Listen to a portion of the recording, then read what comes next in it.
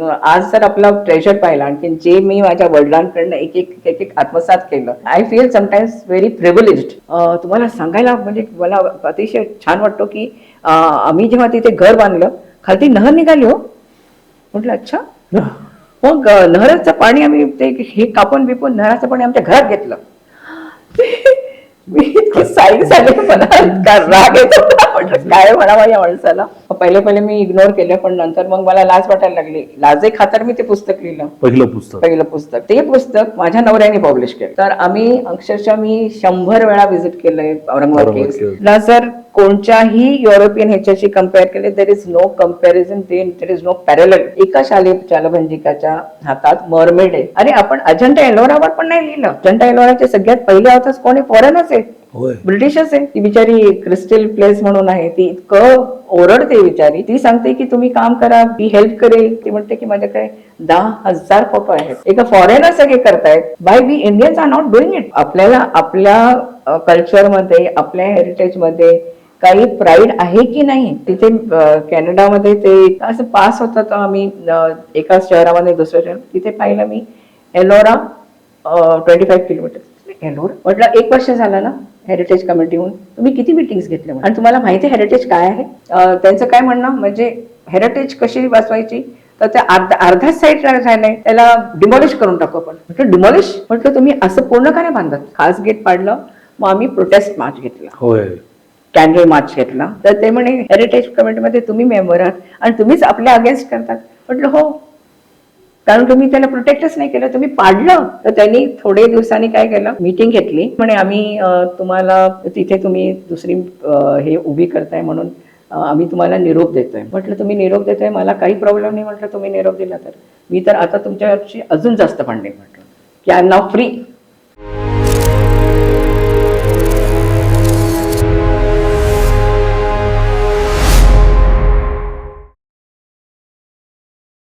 इतिहासाचं विद्रुपीकरण जेव्हा ज्या काळात सुरू आहे, त्या काळामध्ये इतिहासातलं सौंदर्य शोधून काढण्याचं काम करणं काही माणसं करत होती.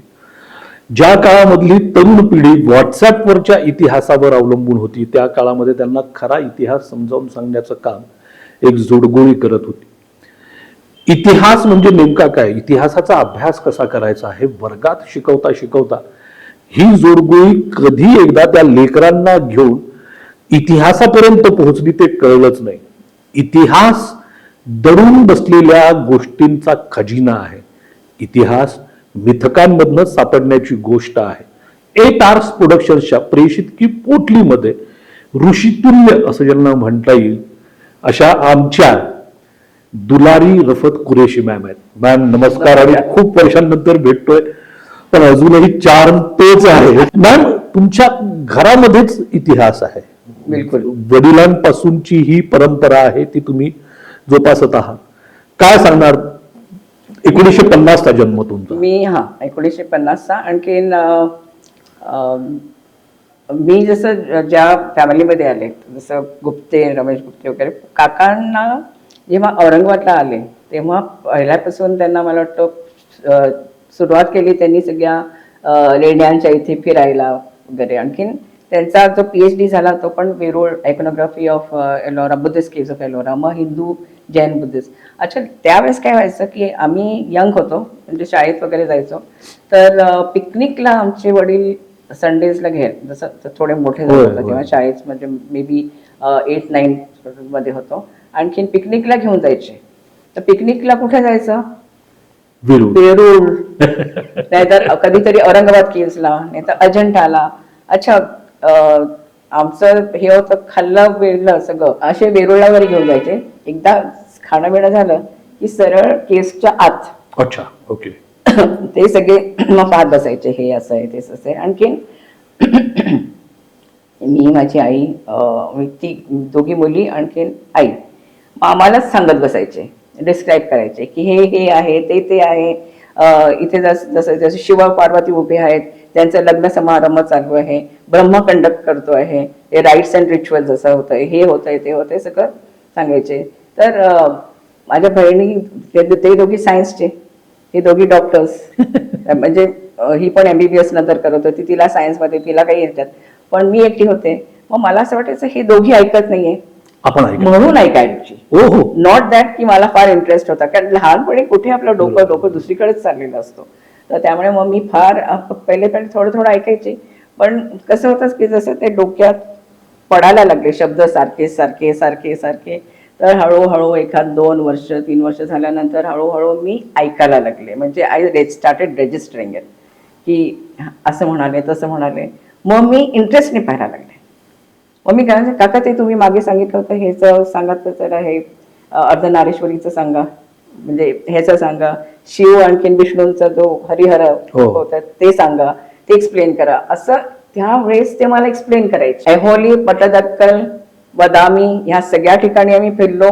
तर मग काका मला सांगायचे की इथे हे आहे, हा स्टोन, तो दगड ह्याच्यामध्ये जो कार्व केला आहे त्याचा सँडस्टोन आहे. अच्छा. त्यावेळेस मला कळलं. आणखीन हा दगड कसा असतो, इट इज व्हर्टिकल. ओके. आणि आपल्याकडे जो दगड आहे तो बसाल्ट म्हणतात, त्याला ट्रॅपडोर. आणि तुला सांगतो म्हणे दुलारी, एच स्काईज म्हणून तो स्वीडिश माणूस आहे, त्यांनी असं डिस्कवर केलं की आपल्याकडे जो आहे दगड, it was created some millions of years back, 7,000 millions years back. And lava सारखा बाहेर येत होता, वल्कॅनिक लावा येत होता. It was erupting for years together. आणखी मग ते एकावर असं फॉर्मेशन झालं, लेअर. तर दॅट इज हॉरिझॉन्टल लेअर आहे आपला. Okay. And that is trap rock. तर हा इग्निशियस रॉक आहे. तो 2 प्रकारचा असतो, एक सॉफ्ट रॉक असतो, एक हार्ड रॉक असतो. अजंठाला हार्ड रॉक आहे, आणखी पितळखोराला थोडा सॉफ्ट रॉक आहे, औरंगाबाद केव्हजलाही सॉफ्ट रॉक आहे. म्हणून औरंगाबाद केव्हजला काय झालं होतं, जे पहिले केव्ज 2 कार्व केले होते, that was in Satavahana period. आणि सातवाहना पिरियड मध्ये त्यांनी औरंगाबाद केव्ज मध्ये एकही इन्स्क्रिप्शन नाहीये. बाकी जसं अजंठाला इन्स्क्रिप्शन आहे, पितळखोराला इन्स्क्रिप्शन आहे, घटोत्कचला आहे, वेरूळला आहे, सगळीकडे इन्स्क्रिप्शन आहेत. पण औरंगाबाद एकमेव असा लेणी आहे, ग्रुप ऑफ लेणी आहे की जिथे इन्स्क्रिप्शन नाही आहे. आता त्याची आपल्याला माहिती कुठे मिळणार? तर वडील सगळीकडे फिरायचे, कार्ला, कन्हेरी, भाजा, बेडसा सगळीकडे फिरायचे. तर तिथे जेव्हा कन्हेरीला गेले, केव्ह नंबर 4 मध्ये चैत्य आहे, तिथे इन्स्क्रिप्शन सापडलं. त्या इन्स्क्रिप्शन मध्ये लिहिलंय की पैठणच्या जवळ एक तालुका प्लेस आहे, त्याला राजतळक म्हणतात. राजतळकामध्ये जवळ 2 लेण्या हे केलेले आहेत, खोदलेल्या आहेत. आणखीन एक कुटी आहे, एक कोदी आहे. अच्छा. ओके. कुटी कोदी म्हणजे एक विहार आहे, एक चैत्य आहे. ओके. तर विहारामध्ये बेसिक फरक काय? चैत्य म्हणजे जिथे स्तूप आहे. ओके. आणि स्तूप आणखीन ते युजली असं हे असतं, ऑब्लॉंग असतो असं, कॅप्सूल स्टाईलचं असतं. आणखी वरती ते आर्च असतं, त्याचं पूर्ण वॉल्टेड रूफ असतं त्याचं.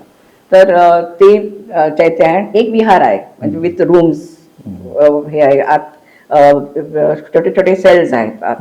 तर तसं आहे. पण आता त्यानंतर काय झालं की तो विहार सापडलाच नाही, कारण रॉक खराब होता वाटतं, खालती आला. आणखीन काहीच नाही, म्हणजे फक्त आज चैत्य आहे, केव्ह नंबर 4 आहे. पण जे दुसरं केव्ह पाहिजे आहे, विहारा पाहिजे, ते दिसतच नाही तिथे.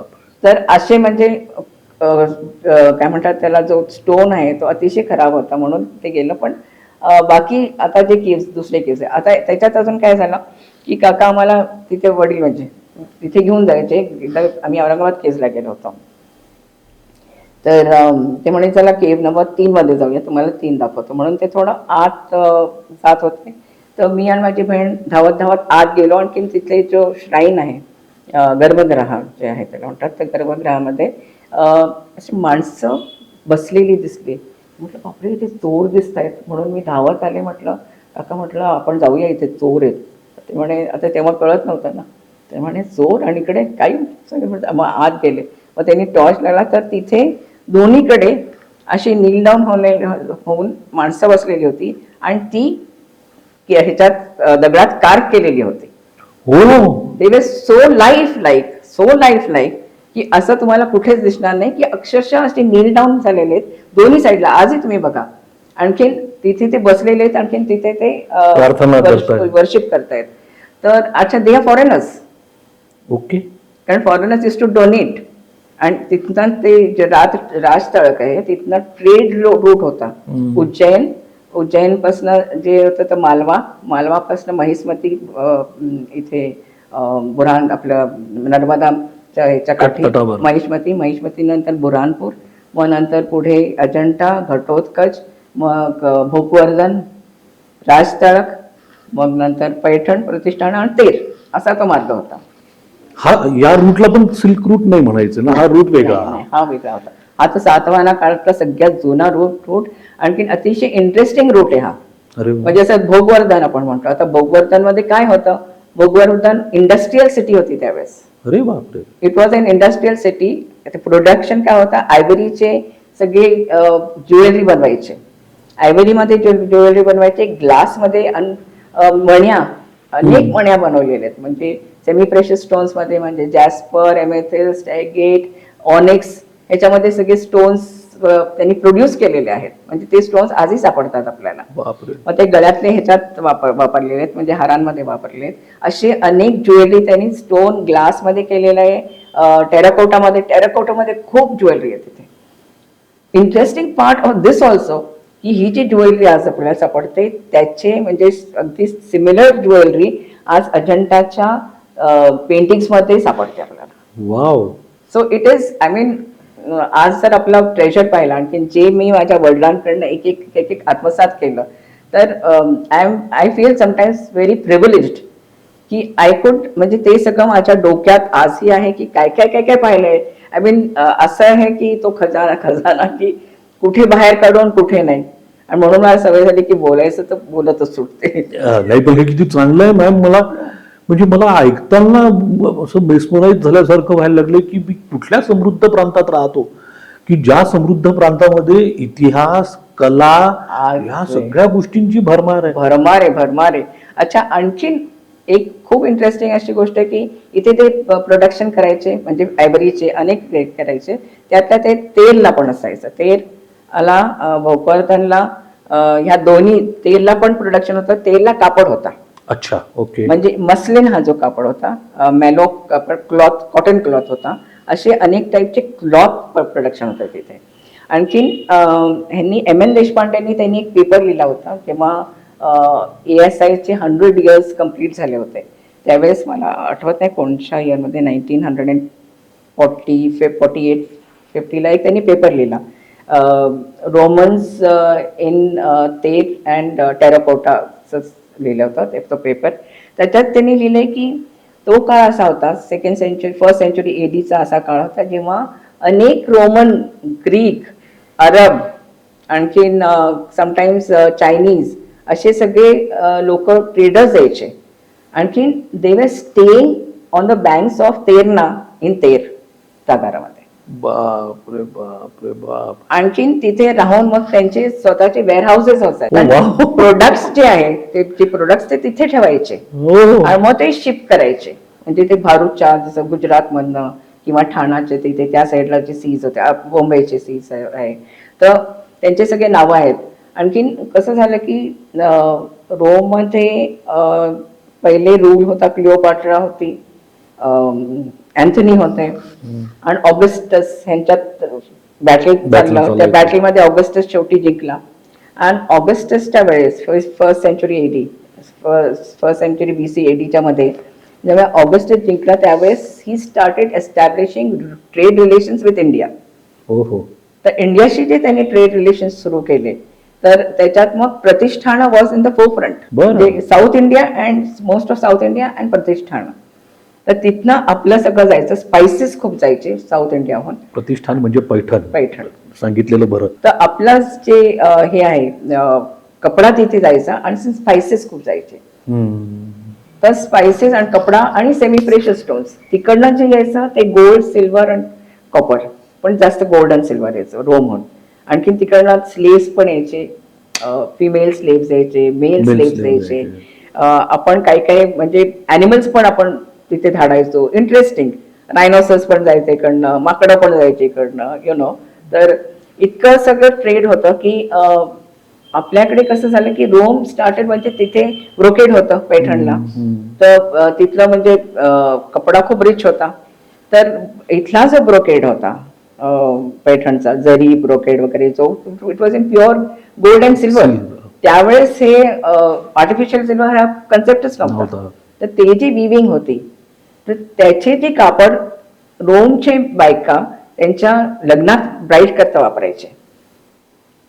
दे स्टार्टेड संडे, म्हणजे ते लोक रोमन वगैरे ट्रेडर्स यायचे, आणखी तिकडनं सगळं ते खरेदी करायचे आणि रोमला पाठवायचे. आता डिमांड इतका वाढला होता या कापडा करता, स्पाइसेस करता, सेमी प्रेशियस स्टोन्स करता वगैरे, इतका डिमांड वाढला होता की they spend something like in a year 800,000 pounds for the trade. आणखीन त्यांचा पैसा सगळा इंडियामध्ये यायला लागला. सातवाहना काळा was one of the richest and the most prosperous dynasty at that time. जे इतका पैसा येत होता आणि त्यांचा पैसा कमी होत होता. तर मग हे जे पुस्तकं लिहिले, जसं पेरिप्लस ऑफ एरिथ्रिया, ते रोमननीच लिहिलेले, आणखीन मग प्लिनीज जॉग्रफी आहे, अजून एक टॉयमिस जॉग्रफी आहे, प्लिनी द एल्डर आहे, बॉमिंग्टन कॅरी, असे काही जे ऑथर्स ज्यांनी लिहिलंय, तर त्यांनी लिहिलं की रोमनी ताबडतोब सगळा व्यवहार, म्हणजे व्यापार जो चाललाय तो बंद केला पाहिजे इंडियाशी बंद केला पाहिजे, कारण आपला सगळा पैसा इंडियामध्ये चाललाय. आणखीन मग नंतर त्या लॉसमुळे खूपसा पैसा जायला लागला. तसं यांची जी डायनेस्टीच म्हणजे कोलॅप्स व्हायला लागले. ते इतका ट्रेड व्हायचा. मॅम, ही इतका समृद्ध असा इतिहास आहे आपला, आणि तो तुमच्या वडिलांकडनं, काकांकडनं तुमच्यापर्यंत आला, आणि मग रफत सरांची एंट्री तुमच्या आयुष्यात झाली, आणि ही एक अजिंठ्याला फुलणारी जी लव्ह स्टोरी आहे, त्या लव्ह स्टोरीने इथल्या इतिहासाला पुन्हा एकदा जागृत केलं. रफत सर आणि तुम्ही दोघांनी मिळून कुठल्या गोष्टींचा अभ्यास केला? आमचं ऍक्च्युली कसं झालं, जसं रफतच्या पहिले काकांचा सपोर्ट इन द सेन्स, काकांनी खूप हे केलं होतं. आणखीन अगदी MA झाल्याबरोबर काकांनी मला सांगितलं ते मी नॉवेल्स खूप वाचायचे, आणखीन सुंदर नॉवेल्स असायचे युनिव्हर्सिटीच्या लायब्ररीमध्ये, स्कॉटलँड यार्ड, आणखीन मग ते हेनरी द एट वगैरे, अशी सगळी हिस्टॉरिकल नॉवेल्स. तर काका म्हणे हे सगळे नॉवेल्स बंद कर, आणखी पुस्तक लिही. म्हटलं पुस्तक मी मग मला असं कधी डोक्यात पुस्तक करायचं. आर्टिकल्स माझ्याकडनं लिहून घ्यायचे, ते टाइम्स ऑफ इंडियामध्ये पण पब्लिश, त्या म्हणजे बिफोर आय कम्प्लिटेड MA माझी कमीत कमी 5 आर्टिकल्स टाइम्स ऑफ इंडियामध्ये पब्लिश झाले होते. कारण काका मागे लागायचे. ते शिवाजीचं कॉन्ट्रोवर्सी चालली होती, रानडे सरांचा आणि त्यांचा, तर म्हणे तर लवकर लिहि हे आर्टिकल. म्हटलं काका मला लिही, मी बघतो ना काय करायचं. मग ते मी लिहिलं, तर म्हणे ठीक आहे, असं पाठवून देतो, बघूया काय होतं. पब्लिश झालं. मग आय वॉज व्हेरी सॅड, कारण पब्लिश झालं म्हणजे मला परत लिहायला लागेल. त्यावेळेस डोकं नव्हतं. तर असं करत मी लिहिले, आणखीन पब्लिशही झाले. पण त्याच्यानंतर म्हणे नाही, आता पुस्तक लिहा अजंट्यावर. तर म्हटलं पुस्तक, तर म्हणे तू, I was a tourist guide म्हणून तुला जे येतं ते लिही, एक्सपिरियन्सेस जे असतील ते. म्हणजे असं नाही की एकदम क्वालिटी पुस्तक लिहायला पाहिजे, तुला काय समजतं ते लिही. मग मी लिहिलंय, दररोज आले संध्याकाळी की किती लिहिलं. पहिले मी इग्नोर केलं, पण नंतर मग मला लाज वाटायला लागली. लाजे खातर मी ते पुस्तक लिहिलं, पहिलं पुस्तक.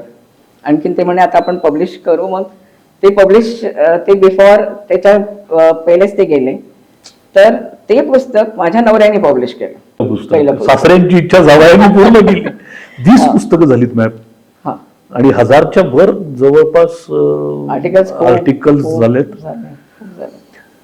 सरांनी आणि तुम्ही जो इतिहासाचा अभ्यास केला, तो नेमका कुठल्या कालखंडाचा आणि कशाचा? त्यांनी काय झालं, जसं आमचं लग्न झालं, तर आई माझी आई होती, त्या आई रफाच्या मागे होती, तिला आधी PhD करायला सांग. तर मी PhD करायचं म्हणजे बापरे म्हटलं, आता आपल्याला सगळं अभ्यास करा परत. हो नाही करत शेवटी रानडे सरांच्या अंडर रजिस्टर केलं, आणखीन औरंगाबाद केव्सवर सुरू केलं.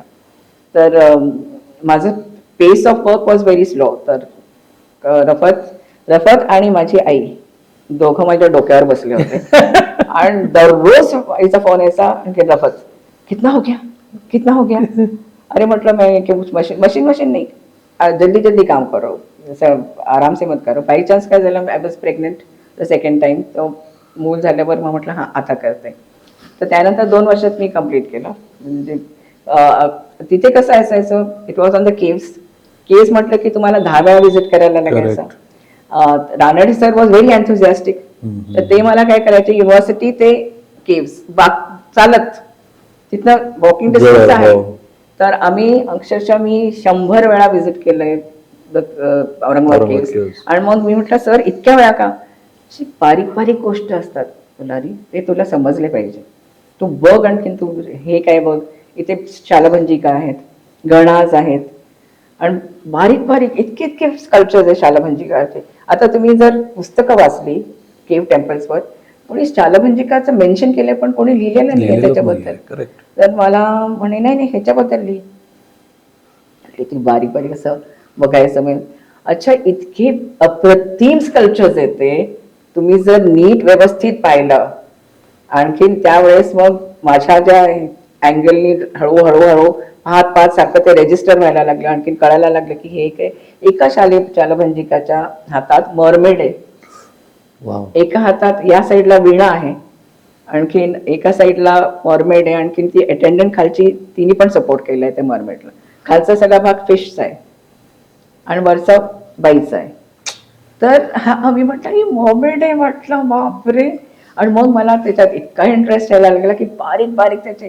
अच्छा, त्या औरंगाबाद केव्हच्या केव्ह नंबर 1 मध्ये हे जे स्कल्पचर्स कमी आहेत, पण शालभंजिका आणि गणा इतके अप्रतिम आहे आणि इतकं बारीक त्यांचं सगळं कार्विंग्स आहेत. त्यांचे जो कपडा खालचा आहे स्कर्ट टाईप आहे, लॉंग स्कर्ट, आणखीन सगळे इथे दागिने म्हणजे सगळे असे ब्रेसलेट जे आपले आपण हातात वगैरे ते इथे आहेत. आणि मध्ये असं बिंदीसारखं सगळे खालपर्यंत असं आहे. आणखी इथे मग तो बेल्ट, त्याला आपण काय म्हणतो, मेखला. इतके सुंदर मेखला आहेत. आणखीन पूर्ण ज्वेलरी हातातली, कानातली, आणखीन ते सगळं त्यांनी इतकं बारीक कार्व केलेलं आहे की आपल्याला विचार करतो. जसं पिकॅक्स, चिसल, आणखीन अजून एक आहे, 3 हे यूज केले त्यांनी. पण त्याच्यात म्हणजे इतकं बारीक काहीच नव्हतं की जे त्याला, तेव्हा मला असं वाटतं की सम फाईन इन्स्ट्रुमेंट त्यांनी यूज केलाय. कारण एवढा फाईन असल्याशिवाय इतकं बारीक त्यांचं आहे, डोळे बिळे सगळं इतकं छान दिसतं. आणि एक्सप्रेशन इतकेशे सगळे. आणखी त्यांच्या साईडला गणाज. अच्छा, त्यांनी कसं केलंय की हिचं सौंदर्य तर शालभंजिकाचं खूपच सुंदर आहे. ही ऍक्च्युली कन्सेप्ट आली महामाया जेव्हा ट्रॅव्हल करत होती, म्हणजे तिच्या बर्थ प्लेस मध्ये नेपाळ साईडला जेव्हा ट्रॅव्हल करत होती, तर तिने ते त्या साईडला गार्डन आहे, शाल गार्डन म्हणून आहे बाग. तर त्या बागमध्ये तिला ते सगळे असे लाल फुलं लागतात. तर तिला ते दिसले. आणखीन ती त्या लोकांना म्हणाली की मला इथेच आज जायचंय. आणखीन ते हे फुलांना म्हणजे उड्या मारून तोडत होती. तसं तिला ते बर्थ पेन्स सुरू झाले. आणि बर्थ पेन्स सुरू झाल्यावर मग असं म्हणतात की I mean there are legends की तिने लोटसवर वॉक केलं, लोटस फ्लावर्सवर. तसं काही नव्हतं, पण तिला तिथे मोल झालं. आणखीन ते जे हे आहे, ती उड्या मारून ते हे करत होती, ते ब्रांच पकडत होती, त्याच्यातनं ती कन्सेप्ट शालभंजिकाची ती सुरू झाली. आणि दुसरी एक आहे की त्यावेळेचे जे राजे महाराजे असायचे, तर सपोज एखाद झाड सुकतोय म्हणजे ड्राय व्हायला लागलाय, तर ते काय करायचे की एखादी जी त्यावेळेस ही असायची कोठीजण असायची, तर त्या पोठीजणला सुंदर अशी असायची, तर ती पान खाऊन त्याच्यावर थुकायची. आणखीन ते थुकलं ते ब्लॉसम व्हायचं, असं एक बिलीफ होतं. तर त्यामुळे पण शालभंजिकाचं एक कन्सेप्ट आलं, पण मेनली महामायापासून आलं ते कन्सेप्ट. आणखीन ते मग स्कल्पचर मध्ये यायला लागलं. मग पहिले तर ते महामायाचं, पण नंतर मग इट बिकेम मोर लाईक काय म्हणतात त्याला, एक अट्रॅक्शन म्हणून ते शालभंजिकाचे फिगर्स. पूर्ण ते औरंगाबाद केव्हचे जितके पिलर्स आहेत, दोन्ही साईडला शालभंजिका आहेत आणि एकापेक्षा एक अप्रतिम असे आहेत. आणि त्यांच्या बाजूला गणाच आहेत. आणखी कधी कधी असे वाकडा तिकडा माणूस उभा आहे, म्हणजे ब्युटी अँड बीस्ट असा प्रकार आहे हा.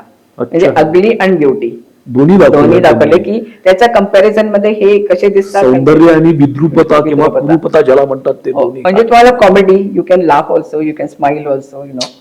हे किती बारकाईने अभ्यास करत होती मॅम. आणि तुम्ही बोलता बोलता इतक्या रंगून जात आहात. तुम्ही या सगळ्या शिल्पांच्या सौंदर्य शास्त्राचा विशेष अभ्यास केलेला आहे ना? खूप खूप म्हणजे मी ऍक्च्युली म्युझियम मध्ये काही वर्ष होते.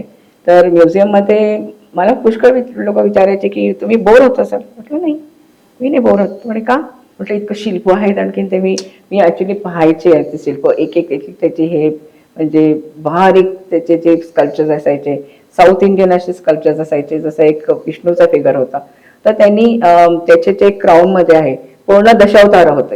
एवढ्या क्राऊन मध्ये इतके शेतकेशी आहेत, तर ते इतकी बारीक बारीक सगळ्या गोष्टी असतात ना की मी म्हणजे नुसतं पाहत बसायची की इतकं सुंदर सगळं कसं केलं या लोकांनी. आणि मला असं वाटायचं वर्ष लागली असतील, पण त्याला वेळ तर लागलाच असेल, मे बी जनरेशन, पण काय सुंदर केलंय. आणखीन एक म्हणजे त्यांचे स्टँडर्ड ऑफ कार्विंग, आणखीन पेंटिंग कसं होतं. मी एक एक्झाम्पल सांगते की एक बिहारमध्ये एक अशी गोष्ट सांगतात आली होती की एकदा काय झालं की एक स्कल्प्टर होता, तर त्याच्या घरी एक पेंटर गेस्ट म्हणून आला. तर जेव्हा तो आला तर त्याला त्यांनी सगळीकडे दाखवलं केलं, आणखीन मग त्याच्या रूम मध्ये सोडून दिलं. तर त्यांनी बंद केलं. आणखीन आज जसा गेला तर त्याला एक सुंदर मुलगी उभी दिसली. हो. तर तो एकदम तिच्याकडे पाहायला लागला, इतकी सुंदर आहे. त्यांनी मग तिचा हात धरला तर मग ते पाहिलं तर ती डॉल सारखी होती आणि ती कपड्याचं बनवलं होतं आणि पडली ती. हो. तर मग त्याला ना फार एम्बॅरेस म्हणजे त्याला फार लाज वाटली की आपण आपल्यामुळे शिल्प खराब झालं. नाही, त्याला लाज हे वाटली की मी फसलो कसा. म्हणजे एवढं सुंदर त्यांनी म्हणजे हुबेहूब एक मुलगी उभी असं केलं, तर आपण एकदम बळी पडलो ना त्याला. मग त्याला फार स्वतःची लाज वाटली. तर मग काय झालं की सकाळी तो स्कल्प्टर आला त्याला हे करायला की जाऊया आपण वगैरे. तर त्यांनी जसं दार उघडलं तर त्यांनी पाहिलं की हा त्या समोरच्या ह्याच्यावर स्वतःला फाशी देऊन गेला तो. तर त्याला तो इतका शॉक बसला. तर म्हणे की मी ती मुलगी म्हणजे ऍज जस्ट एक जोक म्हणून, प्रॅक्टिकल जोक म्हणून तिला उभं केलं, पण यांनी ते सिरियस घेतलं की मी फसलो म्हणून. तर आणि त्यांनी ते सुसाईड केलं. तर त्याला इतकं तो मग त्यावेळेस कसं छोटे छोटे गाव असायचे, त्यांनी तिथल्या राजाला सांगितलं की असं असं झालंय. तो म्हणे की अरे बापरे. तर मग ते सगळे तिकडचे लोक जमा केले आणि त्याचे जे शेवटचे राईट्स रिच्युअल्सला तयारी केली सगळ्यांनी. मग त्याची जी बॉडी घ्यायला आत गेले, तर मग त्यांनी जसं दार उघडलं तर तो माणूस पाठीमागनं असा आला. तर ते म्हणे पाठीमागनं ते अगदी इतकं हुबेहूब केलं होतं त्यांनी पेंटिंग की कळलंच नाही की हा ते पेंटिंग आहे. त्या काळामध्ये काही 3 डायमेन्शनल आणि असं आम्ही आता जे कम्प्युटर्स तयार केलं जातो 3 डायमेन्शन वगैरे तर सगळं होतं. जर अजंठाचे पेंटिंग्स पहा कधी, असं ती पिलरच्या इथे उभी आहे, आणखीन तिचा फक्त चेहरा दिसतोय. आपलं असं वाटतं की ती बाकी बॉडी बाहेर आहे, पण फक्त त्यांनी चेहरा पेंट केलेला आहे. दरवाजाच्या बाहेर दरवाजा दिसतोय, आणखी ती बाई अशी बाहेर इतकं सुंदर त्यांनी केलेलं आहे. म्हणजे अजंठा पेंटिंग्स ला जर कोणत्याही युरोपियन ह्याच्याशी कम्पेअर केले, there is no comparison, there is no parallel, there is just out of the world. असे पेंटिंग्स तुम्हाला जगात कुठेही दिसणार नाही ना. त्या टाईपचे आर्टिस्ट, स्टँडर्डचे आर्टिस्ट, क्वालिटीचे आर्टिस्ट कुठे दिसणार आहे. मग आता यालाच अनुषंगून एक प्रश्न विचारतो तो असा की विदेशातल्या कलाकारांचं, कलावंतांचं, त्यांच्या कलेचं जे भरभरून कौतुक झालं ते भारतीय कलावंतांचं त्यांच्या कलेचं झालं नाही. याला जबाबदार आम्ही आहोत का, की ज्यांना ती सौंदर्य दृष्टीच प्राप्त झाली नाही इतकं सुंदर बघण्याची, किंवा जे आमच्या मनावर दाखवण्यात आलं आम्ही तेच बघत आलो? काय नेमकं चुकलं? नेमकं हे होतं की मला असं वाटतं की आपण लोक फार आपल्याला अंडररेट करतो. आपले जसे आर्टिस्ट आहे, I mean I should not exaggerate, but आपले जसे आर्टिस्ट आहे आजही आहेत, पण आपण कोणाला बोलतही नाही ना. हे कसे हे आउटस्पोकन असतात की मी असं केलंय, आमच्याकडे मायकल अँजेलो, आणि त्यांनी अच्छा लिखाण किती केलंय त्यांनी. सगळीकडे त्यांच्या हे आहे, लिटरेचर आहे, त्याच्यावर खूप आहे, आपल्याकडे नाही. अरे आपण अजंठा एलोरावर पण नाही लिहिलं. आपले जे रायटर्स आहे, ऑथर्स आहे, अजंठा एलोराचे सगळ्यात पहिले ऑथर्स कोणी फॉरेनर्स आहे, ब्रिटिशर्स आहे. आपण नाही लिहिलं. आज पण PhD जर मुलं करतायत तर ते Vakataka social condition and political condition of Vakataka dynasty. This is not. We have so much. आज अजंठाचा तुम्ही कितीतरी मुलं त्याच्यावर आजही रिसर्च करू शकतात, पण नाही करत आपण. वेरूळवर किती अजून, Verul is waiting for you, पण का आपण करत नाही? आपण जर आपल्या अरे वेरूळमध्ये it is so rich, so rich. आज तुम्ही फक्त केवळ 12 बुद्धिस्ट केव पहा, तर तिथे जे मानुषी बुद्ध आहे, आणखी ध्यानी बुद्ध आहे, दोन्ही साईडला 6 आहेत. अरे एक ही त्याचं मॅथमॅटिक्स चुकलेलं नाहीये. इट इज परफेक्ट, म्हणजे परफेक्ट ऑर्डर मध्ये आहे, परफेक्ट साईज आहे, मेजरमेंट परफेक्ट आहे. त्यावेळेस त्यांच्याकडे सगळं मेजरमेंट्स होतं, चित्रसूत्र होतं. विष्णू धर्मोत्तरम तुम्ही जर वाचलं असेल तर यू नो शिल्प कसे असायचे, हे कसं मेजरमेंट्स किती असायचे, त्याचं सगळं त्यांनी लिहिलेलं आहे. मापदंड आणि अनेक लेण्यांच्या बाहेर काही मूर्ती वगैरे अशा पडलेल्या आहेत, तर तुम्ही म्हणताय त्या मापदंडात त्या बसल्या नाही म्हणून तरी टाकून दिलेत त्या? नाही, हे काय झालं, पडले म्हणजे ह्याच्याने यस पुष्कळ वर्ष झाली की खालती. जसं आज आपण इथे औरंगाबाद केव्स मध्ये पाहिलं. औरंगाबाद केव्स मध्ये काय झालं होतं की जी वरची केव आहे सेकंड ग्रुप मध्ये, केव नंबर 10, तर तिथे सगळीकडे पाणी आणखीन सगळं माती विती जमा होत होत होत होत ह्याचे जे पाय आहेत ते इथपर्यंत गेलं. आणखीन जेव्हा ते साफ करायला लागले पायासकट ते निघालं. तर आज खालचे पाय गायब आहे तिकडे. आणि जी महापरिनिर्वाणाचं ते स्कल्पचर आहे ते खालती पडलेलं होतं. तर मग हे ब्रिटिशांनीच ते मग ते उचलून त्याला तिथे व्यवस्थित लावलं केलं. आपलं सगळं अजंठा म्हणजे त्याला रिवाईव्ह करणं, त्याला पूर्ण हे करणं. इव्हन पेंटिंग्सचं जे रिवायवल आहे हे ब्रिटिश निजामच्या वेळेस त्यांनी 2 ब्रिटिश लोकांना बोलवलं होतं, सिसोनी आणखीन काय त्याचं नाव, 2 होते. त्यांनी ते पूर्ण म्हणजे जिथे जिथे नेसेसरी आहे तिथे ते पेंट करून त्याला सगळं असं चिकटवलंय. बापरे. चिकटवून त्याला परत बसवलेलं आहे. आणखीन त्यांनी इतकं मोठं काम केलं. आणखीन त्यावेळेस निजामनी he paid them and I don't know बरेच पाऊंड्सनी त्यांना पैसे दिले. त्यांनी खूप खर्च त्याच्यात. इथपर्यंत की रस्ता नव्हता बरोबर इथे अजंठाचा. त्यांनी ते ब्रिज वगैरे सगळं निजामने बनवले. तिथे गेस्ट हाऊसेस निजामने बनवले, पद्मापूर गेस्ट हाऊस वगैरे, तर सगळं निजामने केले. आम्हाला कळली नाहीत का म्हणून माणसं? नाही नाही कळली. आणि अजूनही लक्ष देतच नाही त्याच्याकडे. निजामानी जर एवढं सगळं केलेलं आहे तर मग आत्ताचे राज्यकर्ते का लक्ष देत नाही? हा एवढा सौंदर्य वारसा जो आहे तो असा जागतिक पटलावर आणखीन खुलून का येत नाही? पब्लिसिटी नाही करत आपण. काय प्रॉब्लेम? आपली जी पब्लिसिटी करायला पाहिजे, म्हणजे ज्या प्रकारे करायला पाहिजे, it should come in the foreign papers also, news papers also, continuous असली पाहिजे. इट इज नॉट की आज पब्लिसिटी केले उद्या फॉर इयर्स टुगेदर काहीच बोलत नाही आपण. आपलं कंटिन्युअस. आता जसं हे मायकल अँजेलोचं ह्याचं त्याचं सारखं, मग किती लोक जातात तिकडे. जर तिथे ती गर्दी पाहिली ना, त्या मनाने आपल्याकडे कोणीच येत नाही. अच्छा ज्ञानाचा तर म्हणजे फारच अभाव आहे. Very sad.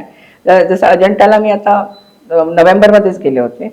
आणखीन तिथे बसले होते एका जागी, तर एक 2-3 यंग मुलं, आणखीन वरती एक मुलगी होती. तर तिला म्हणे, अगं तू पाहिलं वरचं कसं येते? नाही, अरे सगळं सारखंच आहे. मी आय वॉज सो शॉक. सारखं, पण ह्यांना एक्सप्लेन कोण करणार? त्यांना एक्सप्लेन करत नाही काही. आणि माणसं पण नाही आहेत ती समजावून सांगणारी. ती तुम्हाला फक्त तारीख वेळ एवढंच सांगतात, इथे हे आहे, इथे हे आहे, इथे हे आहे, संपलं. त्यांना पुढच्या गिराईकांना शोधायचं. इव्हन फॉरेनर्स जेव्हा येतात ना, त्यांना आपण नुसतं सांगतो हे केव नंबर 1 आहे, इथे जातका कथा आहे, कथा सांगतो. अरे कथा कसले सांगा, त्याचे ते बारीकाई जे आहे त्या पेंटिंग मध्ये ते सांगा तुम्ही. तिथे ते टेक्सटाईल्स, आज तुम्ही pressure textiles are just awesome. Textiles आहेत, कॉस्ट्युम्स आहेत. तिथे मला एक फॉरेनर मला म्हणतो की I am so sad about it, the paintings in Ajanta they are all naked. म्हटलं what, are you crazy? No bye. म्हटलं you have to see it in detail, with so much attention, and you have to see the intricacies. Of the painting. मग मी त्याला एक एक painting दाखवायला लागले, त्याचे costumes काय आहे, त्याचे ज्वेलरी काय आहे, त्याचे केस कसे आहेत. तर अहो अरे प्रेषित तिथे एक एक केस एक एक जी पेंटिंग आहे इतकी फॅशनेबल बायका तुम्हाला कधीच दिसणार नाही. आजही कोणी फॅशनेबल नाही आपल्या त्यांना जर कम्पॅरिझन केलं ना, एक प्रिन्सेस उभी आहे, तिने स्लीवलेस घातलेला आहे, आणखी टाईट फिटिंग चोळी आहे, असं खालती स्कर्ट आहे मॅचिंग, असं स्ट्राइप्स आहे, ब्लू स्ट्राइप्स, ब्लू हे मॅचिंग आहे, स्कार्फ घातलेला आहे त्याने ब्लू, आणि तो पण जसं पातळ कपडा म्हणतो ना आपण, तलम कपडा, त्या कपड्याचा त्यांनी स्कार्फ मॅचिंग स्कार्फ घातलेला आहे आणि मॅचिंग ज्वेलरी आहे. Can you beat it? त्या काळी. आणखीन आपण म्हणतो की अच्छा तिचे केस रचना किती सुंदर आहे. अच्छा नाही, नुसतेच नाही, त्याला ह्याचे कलर स्टिक कलर केलेले आपण असं कलर आलाय, फॅशन आली कलरची. अरे त्यावेळेस पण होतं. आणि कर्ली केस असे लढा सुंदर सुंदर, इतके छान दिसतात सगळे. डान्सरचे ते कपडे पाहिले तर तुम्हाला आज आपण इक्कत म्हणतो, बांधणी म्हणतो, ब्रोकेड म्हणतो, तलम सिल्कचे प्रकार सगळे तुम्हाला अजंठामध्ये दिसतात. मग आता अशी विद्यार्थी नाही सापडत आहेत की जे तासन तास एकाच, खरं म्हणजे एका विद्यार्थ्याने एक मूर्ती, एक पेंटिंग याच्यावर पीएचडी करायला पाहिजे आणि त्याची पीएचडी होऊ शकते. मी तर मागे लेक्चरला बोलवलं होतं तिथे हिस्ट्री डिपार्टमेंटमध्ये, त्यांना सांगितलं होतं की तुम्ही काय हे कोणते टॉपिक्स घेतात, कसले टॉपिक्स घेतात. तर सगळे ते म्हणजे हे झालेत, पूर्ण गॉनकेस झालेत म्हटलं, ते आउट ऑफ फॅशन आहे ते. तुम्ही आज जे आपल्याकडे जो ठेवा, ज्याच्यावर बाहेरचे लोक काम करतात, तो त्याच्यावर तुम्ही काम करा. ती बिचारी क्रिस्टल प्लेस म्हणून आहे, ती इतकं ओरडते बिचारी, ती सांगते की तुम्ही काम करा, ती हेल्प करेल. कितीतरी तिच्याकडे फोटो, ती म्हणते की माझ्याकडे 10,000 फोटो आहेत. एका फॉरेनर सगळे करतायत, by we Indians are not doing it. म्हणजे आपल्याला आपल्या कल्चरमध्ये, आपल्या हेरिटेजमध्ये काही प्राईड आहे की नाही. आपण अरे तिथे कॅनडामध्ये ते एकदा मी गेले होते, वॉज देअर, तर असं पास होतं, तर आम्ही एका शहरामध्ये दुसऱ्या शहरात, तिथे पाहिलं मी एलोरा 25 किलोमीटर. एलोरा ELORA. अच्छा.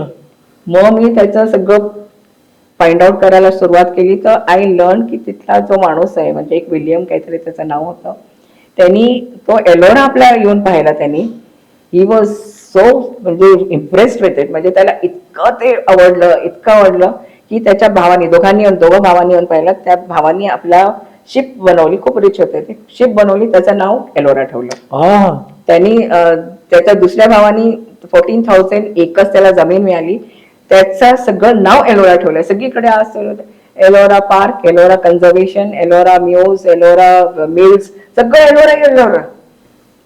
पण आम्हाला एकच आहे तिथे, एम्प्टी केव, म्हणजे गॉड आहे तिथे आणि केव आहे, म्हणून त्यांनी ते नाव एलोरा ठेवलं. म्हणजे एक केव तर आहे ना इथे, कुछ तो है हमारे पास.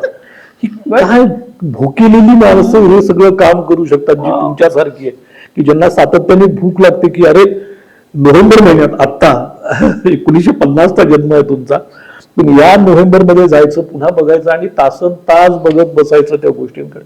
याला तद्रुपता अशी लागते मॅम, आणि ती आता आमच्यामध्ये नाहीये. आणखीन प्रॉब्लेम कसं आहे, आता ज्या अजंठाला जे पेंटिंग्स आहे ना, ते फार वाईट कंडिशन मध्ये, म्हणजे तुम्हाला ते क्लिअरली दिसतच नाही. तर त्यामुळे मला, म्हणजे मी जेव्हा लिहिलं माझं पुस्तक आता fashion trends of Ajanta paintings and sculptures, Aurangabad sculptures, तर त्याच्यात textiles, costumes, ornaments and coiffures, dresses वगैरे लिहिलं. तर मी पेंटिंग्स तिथे पाहायला गेले तर मला दिसेच ना, रंग उडाल्यासारखं. शेवटी मग मी याजदानीचे जे पुस्तकं आहेत, ग्रिफिथचे जे पुस्तकं आहेत, त्यांनी ते पूर्ण कॉपीज केलेले आहेत ना, वर्षापासून त्यांनी कॉपीज केलेत. ते कॉपीज सगळे मी स्टडी केले.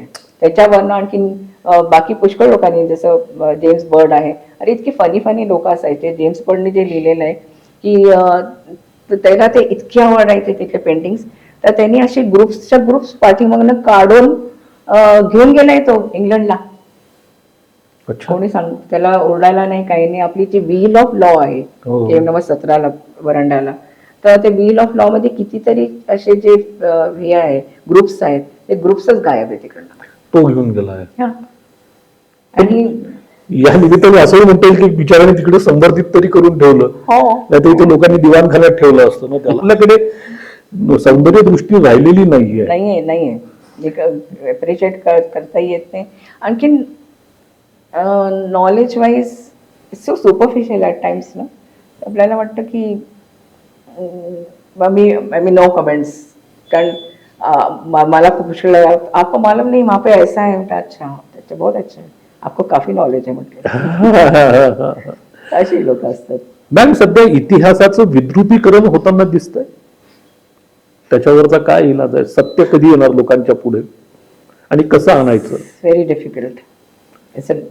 पूर्ण काय म्हणतात, mental frame of people has change, सगळं चेंज झालंय. आणि त्यामुळे आय मीन सो डिफिकल्ट. अच्छा ठीक आहे, तुम्ही म्हणता हा इंडियन्स आहे, आपल्या ह्याच्यावर आपण प्राईड करावं वगैरे, पण ते पण तर नाहीये ना. काहीच नाही. ते पण नाहीये. मग अच्छा, सगळं इतकं चेंज होत आहे, इव्हन आपल्या सिलेबस मध्ये चेंज होत आहे, ह्याच्यात चेंज होत आहे. तर how can you just, I mean how many so many years of history cannot disappear. ते सगळीकडे दिसतोच ते तुम्हाला, त्याचे निशान आज पण आहे. तुम्ही कितीही केलं तरी दॅट विल नॉट, म्हणजे पूर्ण ब्लॉट तर होत नाही त्याचा. पण शिक्षणाची पद्धत बदलायला पाहिजे का? पुन्हा एकदा गुरुकुल पद्धत यायला पाहिजे का? म्हणजे बिलकुल यायला पाहिजे. है ना, की दुलारी कुरेशी मॅम यांचे 2 महिन्यांचे लेक्चर्स हे अजिंठ्याच्या कुशीमध्ये आयोजित केलेले आहेत.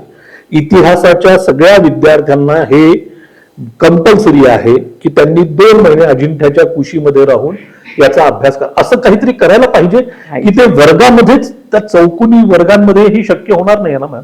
अजंठाचे इतके वेगळे वेगळे हे आहे, फॅसेट्स आहेत की म्हणजे एंडलेस आहेत. तुम्ही कितीही स्टडी करा, असं वाटतं की मला आजही असं वाटतं की मी काहीच केलेलं नाही आहे. अजंठाचंही मी काहीच केलं नाही. वेरूळला, अच्छा वेरूळला एक जस्टिस दिलं नाही, कारण माझं कॉन्सन्ट्रेशन जास्त अजंठावर होतं. मग मला तेही वाईट वाटतं. मला क्रिस्टल माझ्या मागे लागते की अरे Dulari, you should be working on Ellora. तर म्हटलं now my age is so much that माझी किती वर्ष राहिले की मी किती बाकीच्यांनी केलं पाहिजे ना दुसऱ्यांनी. तर असे स्टुडंट्स आले पाहिजे की ज्याच्यात डेडिकेशन आहे, लॉयल्टी आहे, पेशन्स आहे, हार्डवर्क आहे. हे सगळं जर असलं तरच you can do something for your country, for your art. आणखी जे आर्ट आहे आपल्याकडे, इतकं ट्रेजर आहे आपल्याकडे, इतकं प्रेशियस ट्रेजर आहे. आज आपल्याला कल्पनाही नाहीये. आणि ना तर तुम्ही फॉरेनर्सला किंवा इव्हन बाहेरच्या लोकांना असं सांगू शकलं की आपल्याकडे काय काय आहे ते. मला जर प्रश्न विचारला, मला जर एखादा ऑस्ट्रेलियातनं आलेल्या माझ्या पुतण्याच्या लहान लेकरांनी जर मला प्रश्न विचारला की प्रेषित काका त्याच्यामध्ये काय आहे, तर मी काय सांगणार आहे? मला जर माहिती नसेल, इव्हन दो ज्याला आता आम्ही छत्रपती संभाजीनगर शहर म्हणतो, त्या शहरामध्ये किती सुंदर गोष्टी आहेत, पण आम्ही त्याच्याकडेही लक्ष देत नाही. खूप काय देखणं शहर होतं हे कधी काही, आणि आता ते असं भकास वाटायला लागलं. काय करणार ना ते. हे आले होते कोण,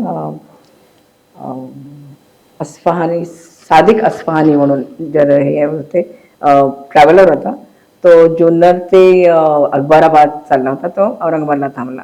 आणखीन त्यावेळेस कसं मलिकंबरचं शहर होतं ते, इकडे बाग, पाणी सगळीकडे. तर ते तो म्हणे की इस शहर के हवाओं में खुशबू है और यहाँ के पानी में आबे हयात है. आबे हयात म्हणजे प्युरिटी.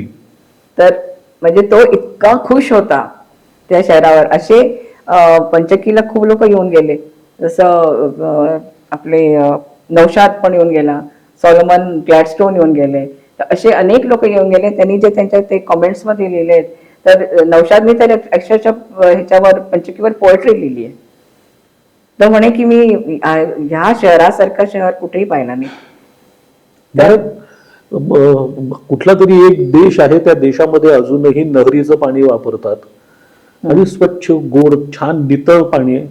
आणि आमच्याकडे तर नहरी बर्बाद करून टाकल्यात. बिलकुल. मागे काय झालं होतं, त्यांनी काही लोकांनी मिळून हे केलं होतं की आपण रिवाईव्ह करूया. रिवाईव्ह करता येतो अजूनही.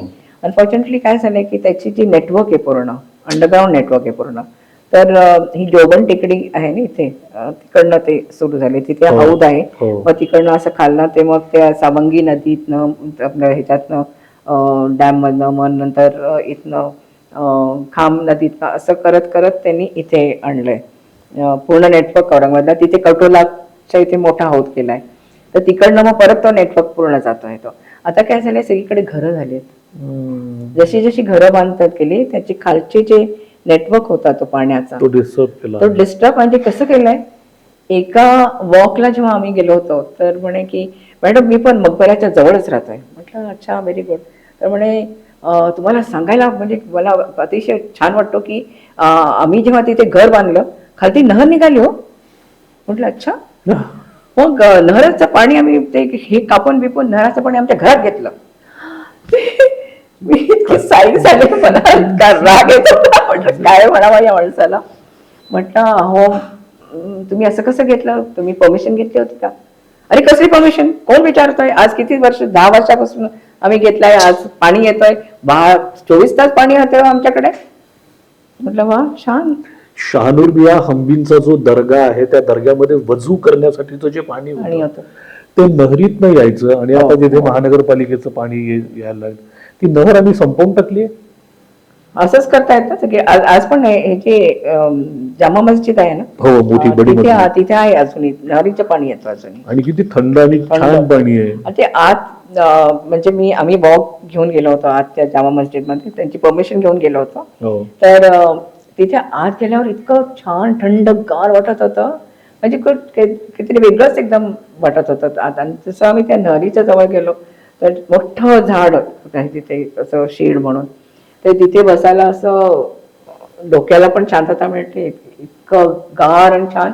आणि सगळ्यांनी मग त्या पाण्यात हात वगैरे घातला आणि ते म्हणे पाणी गोड पाणी आहे. माझ्या एका मित्राने मला एक किस्सा सांगितला. आमच्या घरी जी नहर आहे म्हणे, माझ्या घरातनं नहर जाते. म्हटलं यार मग तू प्रिझर्व केली अशी. त्याचा प्रॉब्लेम असा आहे म्हणे की बकेटनी पाणी घेतलं की संपत नाही, आणि मोटर लावली की पाणी संपून जातं म्हणे. अरे म्हटलं मग लावतोस कशाला मोटर त्याला, आणि तुझं घर त्याच्यावर असूच कसं शकतं. पण आता तू मोठा नेता आहे, तो काही बोलता येत नाही. आणखी नाही हाईट काय झाली, आम्ही घर विकलं ना, आणखी मग आम्ही एका भाड्याच्या घरात राहत होतो कुठे, हिमायतबागच्या इकडे. आणि तो जो आमचा हे होता ओनर, तर त्याला विचारलं पाणी का कैसा आहे यहाँ पे, कारण पाण्याचे प्रॉब्लेम होते. अरे नहीं नहीं म्हणे मॅडम 24 घंटे पानी अपने पास. म्हटलं अरे वाह, नहर है, नहर से पानी हमने जोड़ दिए और बस ये कॉलोनी में सबके पास नहर.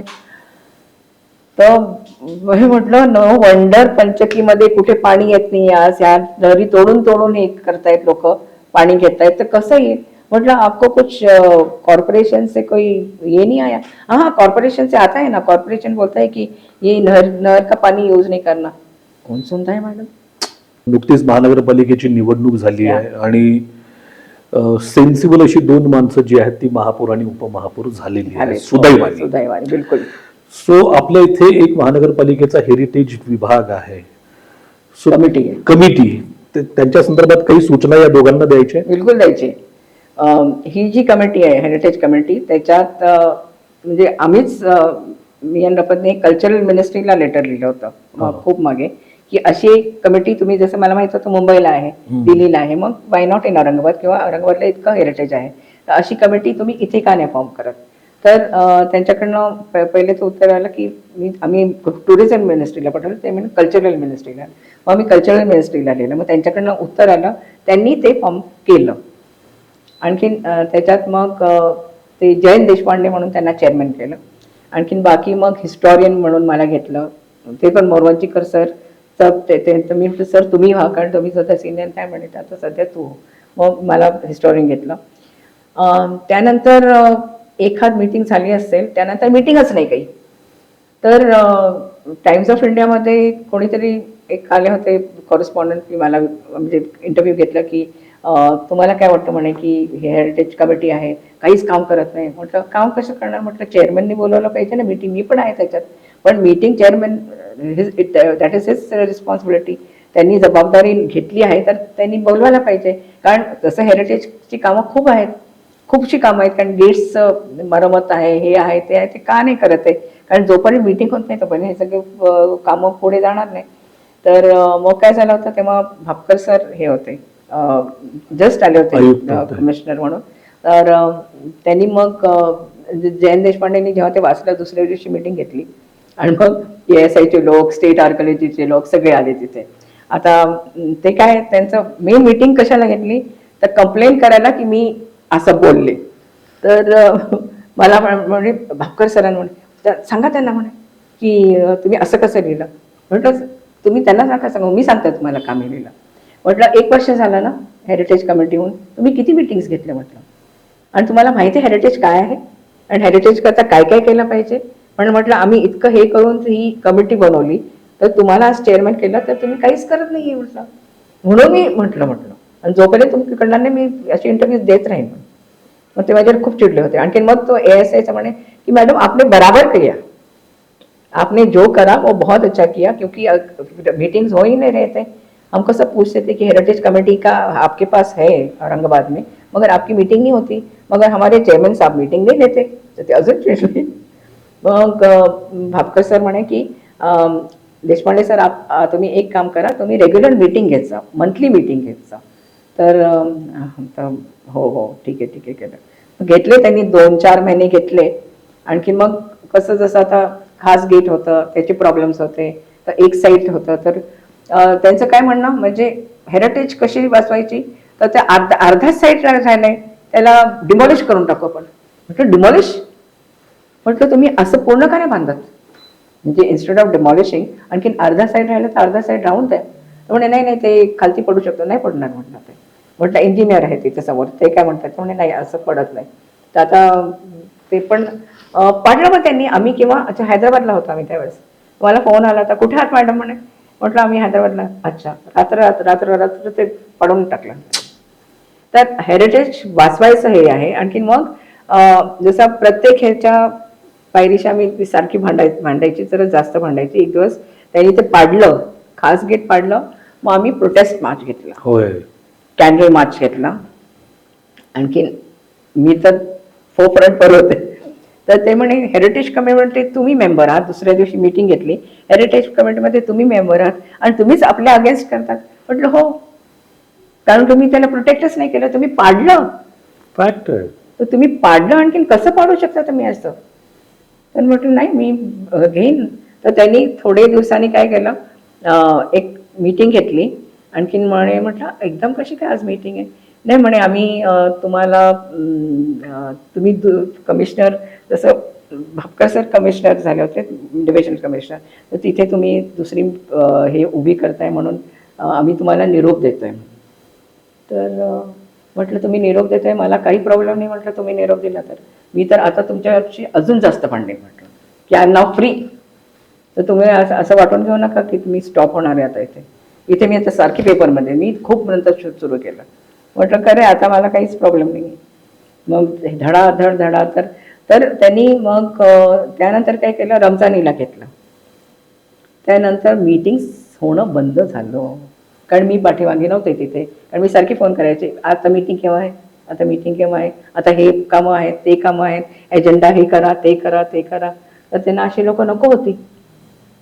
जी कामं करतात ते लोक नको होती, जी नाही करत त्यांना अशी लोक होती. नाही आता किती महिन्यात वर्षात मला नाही वाटत मीटिंग झाली. कुठे आलं का पेपरमध्ये, नाही ना, नाही झाली मीटिंग. आम्ही तर विचार करत होतो की जाऊन भेटून त्यांना सांगावं की काहीतरी ते कमिटीला तुम्ही परत रिवाईव्ह करा आणि रिवाईव्ह करून मेंबर्स चेंज करा.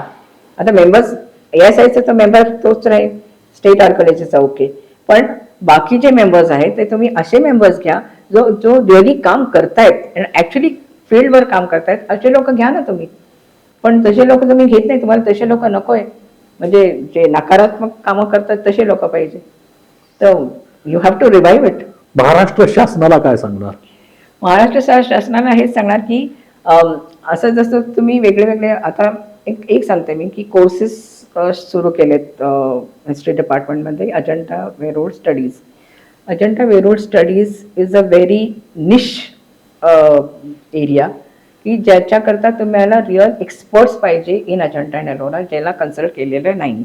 मला त्यांचं सिलेबस काय आहे काय नाही, कोण त्याला हुज टीचिंग इट तेही माहिती नाही. आणि मला कन्झर्वेशन शिकवतात तर तुम्हाला कन्सर्न लोक हु आर एक्सपर्ट्स इन कन्झर्वेशन मुंबईहून बोलवायला, दिल्लीहून बोलवा, असे लोक बोलवा. आणखी अजंठा वेरूळवर ज्यांनी कामं केली आहेत त्यांना तुम्ही बोलवा. तर त्यांनी काय सिलेबस केलं हे कोणालाही माहिती नाही. आणखी ते पण शिकवत आहेत, कोण शिकवत आहेत? हिस्ट्री डिपार्टमेंटमध्ये, I am sorry to say, history डिपार्टमेंटमध्ये nobody is expert in Ajanta Verul, कोणीच नाही. मग कोण शिकवतोय? तर असे लोक तयार करा, म्हणजे असे एक्सपर्ट्स तयार करा हु आर रिअली डेडिकेटेड. म्हणजे तुमचं जे लोकल हेरिटेज आहे त्या लोकल हेरिटेज करता, मॉन्युमेंट्स करता, आर्ट, आर्किटेक्चर, इव्हन आर्किटेक्चरच्या स्टुडंट्सला जे तुम्ही काय शिकवतात, ब्रिटिश आर्ट आहे, गॉथिक आर्ट आहे, हे सगळं शिकवतात. तुमचं इंडियन आर्ट कुठे गेलं? आर्ट आर्किटेक्चर, मकबऱ्याला मी आर्किटेक्चरच्या स्टुडंट्सला घेऊन गेले होते. आणखीन त्यांना मकबऱ्याच्या आर्किटेक्चरचं काहीच गंध नाही आहे. किती टाईपचे आर्चेस आहेत, अनेक टाईपचे आर्चेस आहेत, आर्चेसचे कितीतरी प्रकार आहेत. तर तुम्हाला टाईप्स ऑफ आर्चेस पण माहित नाही. Indian Mughal arches, I am not talking about any other arches, फक्त मुघल आर्चेस सांगा किती आहेत, कोणाला उत्तर देता नाही आलं. तिथे वेगळ्या वेगळ्या प्रकारचे पेंटिंग्स आहेत. स्टको प्लास्टर आहे. स्टको प्लास्टर कशाला म्हणतात? त्याला काय काय काय यूज करतात, मटेरियल काय आहे त्याचं, चुना कसा करायचा, जो चुना त्यावेळेस बनवायचा तर कसं बनवायचे, एक वर्ष त्याला पाण्यात टाकायचे, त्याच्यात मग सगळे एडेसिव्ह टाकायचे, तर त्याच्यात काय काय टाकायचे तेही कोणाला माहित नाही. Then how can you become architecture students if you are not working for your own country's heritage? Mughal architecture आहे, हिंदू आर्किटेक्चर आहे, बुद्धिस्ट आर्किटेक्चर आहे, जैन आर्किटेक्चर आहे, सगळे आर्किटेक्चर आहे ना आपल्याकडे. असा ठेवा. तुम्हाला कुठे जगात जर तुम्ही साऊथ इंडियाला गेला तर तिथे जर तुम्ही मंदिरं पाहिलेत, अजस्त्र आणि आर्किटेक्चरली मोस्ट ऑसम मंदिर आहेत. असे मंदिर आहेत त्याच्यात 1000 पिलर्स आहेत, 1000 पिलर्स आहेत. आणखी त्याच्यात पण सगळी अशी बारीक बारीक बारीक बारीक बारीक इंट्रिकेट डिझाईन्स आहेत. तर असे आपल्याकडे औरंगाबादला, महाराष्ट्रामध्ये असे लोक तयार करा. आणखीन त्यांना शिकवणारे तयार करा.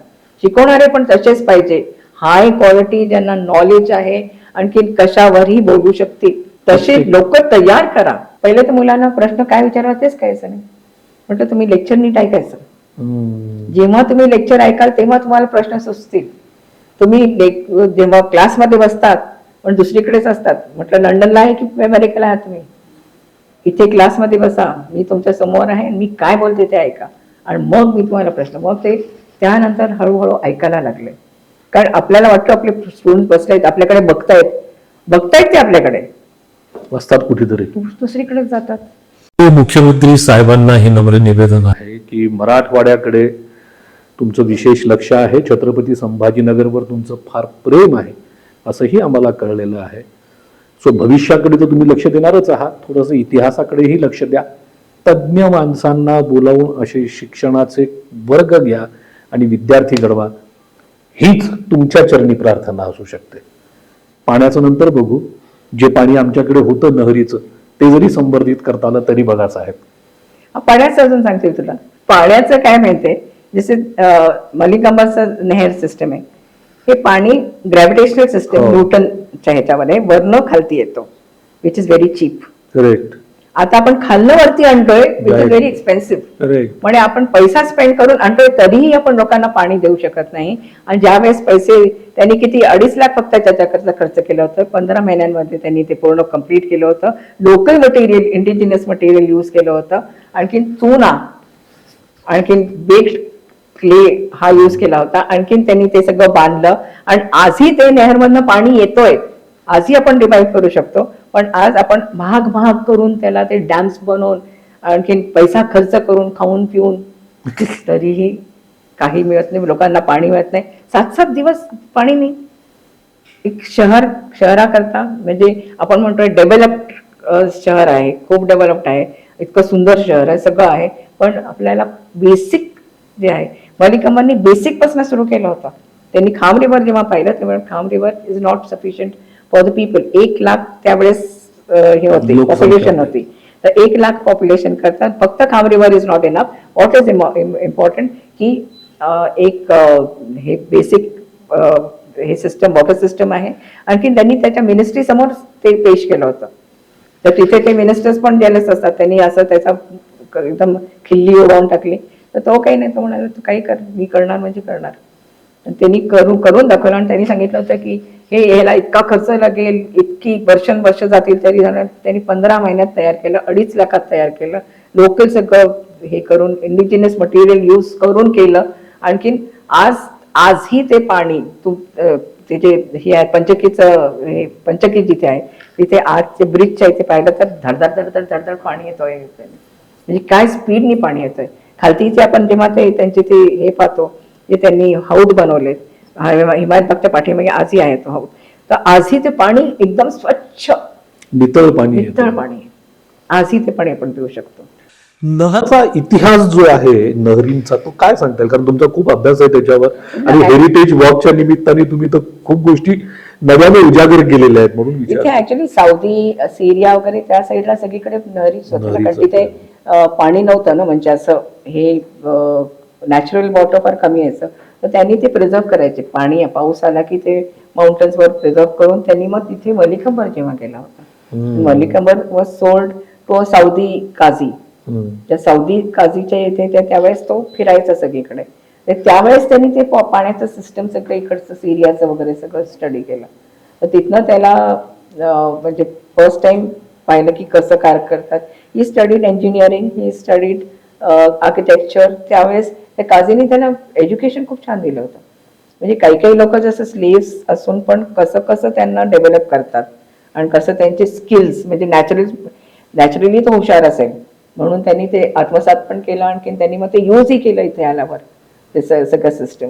तर तो तिकडनं सगळं स्टडी करून आलाय. तर हा असा भविष्याचा वेध घेणारी माणसांचा अभाव असल्याचा हा परिणाम आहे की आम्ही आमचं हेरिटेज गमावून बसतो. नाही, आपल्याला विजन नाहीये. कोण असं बोलतो आता की पुढे असं होऊ शकतो, असं होईल, आणि असं कोणी बोलत नाही. आपल्याकडे ती सेन्स नाहीये. फालतू गोष्टीमध्ये आपण हे करतो. आपण अडकून बसलो आपण यू हॅव टू. तुमचा वेळ जो आहे इतका प्रेशियस असतो. It is so precious I tell you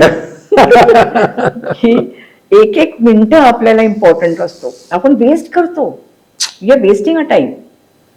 सकाळी मला असं वाटतं की प्रत्येक माणसाने जी त्यांची एक हे पाहिजे, डिसिप्लिन जो पाहिजे, एक्सरसाइज इज अ मस्ट. त्याच्यानंतर वाचन. आपण ते हे घेतो छोटस मोबाईल, स्टुपिड मोबाईल आणि रील्स. आणखी रील्स, फालतू रील्स पाहतो. बाय, आपण पुस्तकं घ्या, पुस्तकं वाचा, लिखाण करा, डोकं वापरा. मी HRD पण शिकवायचे त्याच्यात, कारण टुरिझम मध्ये मला शिकवायला लागलं. तर त्याच्यात मी एके ठिकाणी वाचलं की माणसाला every human being has so much potential, natural potential. डोकं खूप असतो. आपलं इमॅजिनेशन पॉवर आपण खूप यूज करू शकतो. We are using only 15% of it. का? Why are we using just 15%? Why can't we use 20, 30, 40? Imagine something. आणखी जसं तुम्ही इमॅजिन असा त्याला तुम्हाला थोडा सेक्लुशन, आयसोलेशन लागतो. आणखी जसं आता नॉवेल्स लोक लिहितात, तो पण खूप लिहितो. तर लिखाण जेव्हा करतो तर तुला माहिती आहे की थोडं सेक्लुशन लागतो. तर त्या सेक्लुशन मध्ये जेव्हा आपण काम करतो तर युअर ब्रेन स्टार्ट्स वर्किंग. आणि ते जसं वर्क करतं तर तुम्ही जे नाहीये तेही इमॅजिन करू शकता. पण आपण नाही करत. आपल्याला फालतू गोष्टीमध्ये ते मोबाईल आणि ह्याच्यात मध्ये त्याचे ते रील्स आणि स्टोरीज आणि हे वाचायचं जास्त हे असतो, टाइम असतो. पण हा काय टाइम नसतो आपल्याला. नॉर्थ इंडियापेक्षा साऊथ इंडियाने जास्त प्रिझर्व करून ठेवलाय. साऊथ इंडियाने they have preserve their culture so much. मी एकदा चेन्नईला गेले होते तर त्यांच्या टेम्पल्समध्ये बाहेरच्या वॉल टेम्पल होतं, बाहेरची मी ऐकत होते त्यांचे ते ताल, आणखीन हे डान्स, आणखीन ते ता थई तिथे. अरे सगळीकडे ते कुठे जातो तिथे ते आवाज येतो. आपल्याकडे कुठे नाही आवाज येतो. त्यांनी ते कल्चर. आणखीन आज शिल्प पण काही ठिकाणी ते कार्विंग अजूनही चालू आहे तिथे. तर ह्या ज्या गोष्टी साऊथला दिसतात ना आपल्याला. आणखी तिथे जे आजही बायका जे आहेत की सकाळी उठून विदाऊट चप्पल घालून टेम्पल मध्ये जातात, वर्शिप करतात, येतात. तो जो हे असतो स्पिरिच्युअल फिलिंग असते, स्पिरिच्युअलिटी पण नाही आपल्याकडे. हिस्ट्रीकडे बघण्यासाठी पण स्पिरिच्युअल व्हिज्युअलिटी असायला असायला पाहिजे. पाहिजे, बिलकुल असायला पाहिजे. पण मग आम्ही त्याला धार्मिक उन्माद असं नाही, नाही, रूप नाही. देऊन टाकलंय ना. That is different. नाही आम्ही देऊन टाकलंय already. स्पिरिच्युअलिझम is different. आणि धार्मिक उन्माद is रिलिजियस different. वेगळं. ते धार्मिक उन्माद आम्ही यूज करतो for politics, for negative things. Negative things. तर तो न यूज करता आम्ही जो स्पिरिच्युअलिझम यूज केलं पाहिजे, पॉझिटिव्ह फिलिंग, आणि आपल्या भोवती जो आहे एक आनंद पसरला पाहिजे. मॅम तुम्हाला असं नाही वाटत तुमच्याकडे असलेले खूप सारे फोटोग्राफ्स, खूप सारा इतिहासाची माहिती यांचं एक डॉक्युमेंटेशन बुक्स मधनं तर झालेलंच आहे, आर्टिकल्स मधनं झालेलं आहे, हे व्हिडिओ फॉर्मॅट मधनं आपण तयार करून जे स्टुपिड रील्स बघण्यात आम्ही आमचा वेळ वाया घालवतो, तसे छोटे छोटे रील्स तयार करून ते जर पाठवले तर मे बी याचा प्रचार प्रसार होईल. लोकांचा, माझ्यासारख्या निर्बुद्ध माणसांचा, नाही इन द सेन्स की त्या गोष्टीकडे बघण्याचं जी दृष्टी असायला पाहिजे त्या दृष्टीने निर्बुद्ध म्हणतोय, तशा माणसांना सुद्धा त्याच्यात आवड निर्माण होईल आणि काहीतरी चांगलं तयार होईल. म्हणजे आपण सुरुवात करायला पाहिजे. हो बिलकुल. मी ऍक्च्युली ना थोड्या दिवसाच विचार करत होते की ठीक आहे, मी पुस्तकं लिहिते, आर्टिकल्स लिहिते, पण आज तो तुम्ही काय म्हणतात त्याला व्हिज्युअल्स आहेत, व्हिज्युअली तुम्ही पाहू शकता काही गोष्टी. आता मी सांगते ना की काही काही लोकांनी, जसं मी पुस्तक लिहिलं औरंगाबाद, द ग्लोरियस औरंगाबाद पुस्तक लिहिलं, तर त्याच्यावरनं काही लोक रील्स करून पैसे कमवत आहेत. हो, शॉर्ट, दिल्ली गेट या वर्षी झाला होता, हे ह्यांनी केलं होतं, पण त्याचं इम्पॉर्टन्स काय आहे, सिग्निफिकन्स काय, ते काही माहिती नाही आहे. ऍट 3 मिनिटाचा व्हिडिओ आणखी असे व्हिडिओज माझ्या ह्याच्यावरनं कितीतरी लोकांनी काढलेत आणि पैसे कमवत आहेत, पण त्याच्यात डेप्थच नाही आहे. आणखी आय मीन व्हिडिओज काढले पाहिजे, पण त्या व्हिडिओजमध्ये अंडरस्टँडिंग, सिग्निफिकन्स, डेप्थ, मिनिंग या सगळ्या गोष्टी पाहिजे. That videos will be successful. Correct. माझे जे निर्माते आहेत एटास प्रोडक्शनचे किशोर निकम यांच्या वतीनं तुम्हाला आदर्श शब्द देऊन टाकतो की आम्ही तुमचे असे छोटे छोटे रील्स तयार करू, जे, आणि तुम्ही आता आहात सुदैव आणि कॅनडामध्ये नाही आहात, सध्या भारतातच आहात, तर आपण असे छोटे छोटे रील्स बनवूयात आणि हा इतिहास जगापर्यंत पोहोचवूयात. सध्याचं छत्रपती संभाजीनगर, जुनं राज तडक, खडकी, औरंगाबाद हा जरी प्रवास असला, काही गोष्टींचा प्रवास अजूनही आहे तिथेच थांबलेला आहे. त्याच्यातला एक प्रवास थांबलेला जो आहे तो आहे नानखलियाचा. मी ऍक्च्युली इथे इंडियाला आल्यापासून त्यावेळेस ते बॅन होतं काहीतरी प्रॉब्लेम, तर तसं पण खलिया बनलाच नाही कुठेही. आणखीन चिकन, सगळीकडे चिकन. पण मग माझ्या 1-2-3 दिवसापूर्वी माझ्या जाऊला मी सांगितलं, अरे म्हटलं मेरे को 8 महीने हो गए यहाँ, मैंने नान खलिया नहीं खाई. म्हणजे तर ती म्हणे की अच्छा तुमने खाई नाही. म्हटलं नाही. म्हणे चल कधीच मंगाते. म्हणून त्यांनी लगेच मागवलं. पण तर आता मी फक्त करीच खाते, पण ग्रेव्ही खाते. So tasty, so tasty. Naan खलियाचा काय इतिहास आहे? नान खलिया ऍक्च्युली जेव्हा मोहम्मद तुगलकनी ट्रान्सफर घेतला होता, त्याची पूर्ण आर्मी होती. आता आर्मीला इतक्या लोकांना खाणं कसं, म्हणजे दुसऱ्या देशात येऊन, दुसऱ्या लोकॅलिटीमध्ये येऊन ह्यांचं एवढ्या लोकांचं खाणं वगैरे कसं करायचं, तर त्यांनी मग एक नानचं ते म्हणजे खालती ते काय म्हणतात त्याला, तंदूर लावून असं तयार करायला सुरुवात केली. आणखी मग त्याच्यात मग ते आपलं असंच अंड, थोडं मीठ टाकायचे, थोडं दही टाकायचे, असं टाकून ते खमिरी करायचे. आणखी मग ते अनेक असे तंदूर लावायचे, 100 आणि एका ह्याच्यात 100 असे हे निघायचे, नान निघायचे, कारण लोक खूप होते, सैन्य होता ना. तर तसं करायचं. आणि मग त्यांनी काहीतरी केली पाहिजे, कारण भाजी एवढीशी तर जाणार. मग त्यांनी जो लोकल हे होते मसाले, खसखस होती, खोबरं होतं, आणखी गोळंबी, मेन वन, चिरोंजी, खली की चिरोंजी म्हणतो, ते मोठी असते. तर ते यूज करतात. आणि मग नंतर गरम मसाला असतो, दही असतो त्याच्यात, आणखीन कोरिअँडर, वरनं कोथमीर, हिरवी मिरची वगैरे. तर तसे ते असे देगच्या देग बनवायचे, कारण ते लोकली अवेलेबल होतं हे सगळं. तर जे लोकली अवेलेबल होतं त्यांनी ते, आणि ती जी बिकेम सो सक्सेसफुल कारण हल्ल्याचा टेस्टच एकदम अफलातून निघाला. आणखी मग ते आजही तुम्ही जर पाहिलं, जसं खुलताबादला गेलं तिथे पण आजही ते नान आणखी खलिया मिळतो. तर तिथला टेस्ट खूप चांगला असतो. हो, खुलताबादचा करेक्ट. तर तसंच जे आहे, तर त्यामुळे ते नान खलिया पॉप्युलर. मग नंतर सगळं दौलताबादचं तर सगळं संपून गेलं होतं, राजधानी वगैरे सगळे. औरंगजेबच्या वेळेस सगळ्यांनी औरंगाबादला शिफ्ट झाले आणि औरंगाबादला जशी शिफ्ट झाले तर नानखलिया पण औरंगाबादला आला. मॅम, तुमच्याशी बोलताना किती वेळ द्यावा किती नाही असा प्रश्न पडतो. या मुलाखतीचे किती खंड करावेत असंही कळत नाही. हेरिटेज वॉक तुम्ही सुरू केला या शहरामध्ये आणि त्याला आता खूप छान रिस्पॉन्स मिळतोय. तुम्ही कॅनडाला शिफ्ट झाल्यानंतरही संकेत असेल किंवा बाकीच्या विद्यार्थ्यांनी तुमच्या मुलांनी ते सुरू ठेवलं. हेरिटेज वॉकची काय संकल्पना आहे आणि काय त्याचं यश आहे? हेरिटेज वॉक ऍक्च्युली कसं झालं होतं की माझा हे नियम मोरवंचीकर सरांना गिव्ह हिम क्रेडिट की त्यांना ते नेहमी, मी and Morwanchikar sir we are very fast friends. तर आम्ही खूप डिस्कस काय काय करायचं. जसं एलोरा फेस्टिवल ऑल्सो आमच्यासारखं डिस्कशन करून करून ते एक दिवस आले माझ्याकडे आणि मला म्हणे की म्हटलं सर तुम्ही कशी काय आज इथे आला? तर नाही, मी बँकेत आलो म्हणे. असं म्हटलं बँकेत. मग तिथे जाऊन मी सांगितलं मी जिवंत आहे अजून. म्हटलं जिवंत आहे? तिथे आपल्याला ते सर्टिफिकेट द्यायला, पेन्शनसाठी सर्टिफिकेट द्यावं लागतं. म्हटलं अच्छा. मग मला म्हणे की चला आता आपण बसूया डिस्कस करायला. तर असे वेगळे वेगळे. तर मग तेव्हा फेस्टिवलचं डिस्कशन चालू होतं आमचं. मग ते म्हटलं की असं करूया ना सर, आपण दोघंच करतोय, आपण ते लोकांसमोर आणूया ना की असं आपण फेस्टिवल करूया. एक हे ट्रॅव्हल एजन्ट्स आहे, हॉटेलियर्स आहे, तर त्यांच्यासमोर आणूया. मग आम्ही एक मीटिंग घेतली.